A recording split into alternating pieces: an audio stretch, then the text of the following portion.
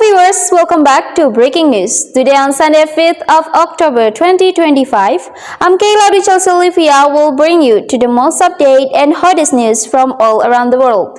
But before we start our main news, here is the latest weather update. Jakarta, BMKG predicts the weather on Sunday 5th October in parts of Jakarta has the potential for light rain during the day.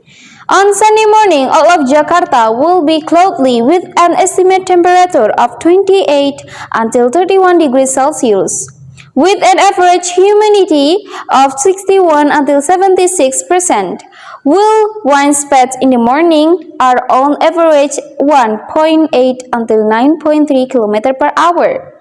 Entering the afternoon, some of Jakarta will experience light rain except for East Jakarta, North Jakarta. Furthermore, in the afternoon, Jakarta is expected to be cloudy again except for South Jakarta, which will still rain. And here is the headline for today. A series of violent incidents have been occurred in Indonesia during protests over the past week.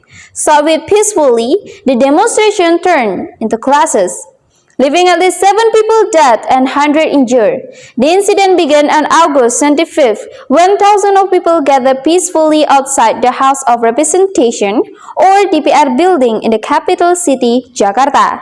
Public anger stemmed from news reports that the member of House Representative received housing allowance nearly 10 times the city minimum wage. This despite the government currently implementing budget cuts in some sectors, including education, health, and public works. This led the public to feel the government's decision was deeply unfair. A number of demonstrators, including the university students, labor union, environmental activists, and many other protest the government regulation. They believe these regulations were harmful to the public and only benefit certain groups such as politicians, officials, and the military. The demonstration held on August 24, 2025 started peaceful.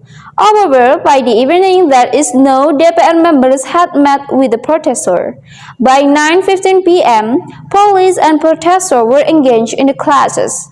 The situation escalated after the death of a 21-year-old courier. During the clashes, the courier was hit by a police armored vehicle. His death sparked widespread demonstrations across the country.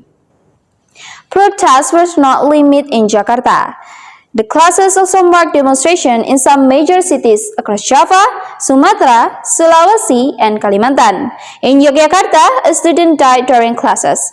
And in Solo, a 60-year-old petticoat driver was also injured after being exposed to tear gas. Authorities report that at least 12,000 people had been detained in Jakarta alone. This number does not include the numerous detentions in other areas that have not been reported. The demonstration became increasingly uncontrollable. Numerous public facilities such as police stations and public transportation hubs were damaged. And looting also occurred at the homes of government officials, including Finance Minister Sri Mulyani and the member of the House of Representatives, Ahmad Sarani, Uya Kuya, and Eko Patrio. Meanwhile, President Prabowo postponed his visit to China and ordered the police to quell the unrest.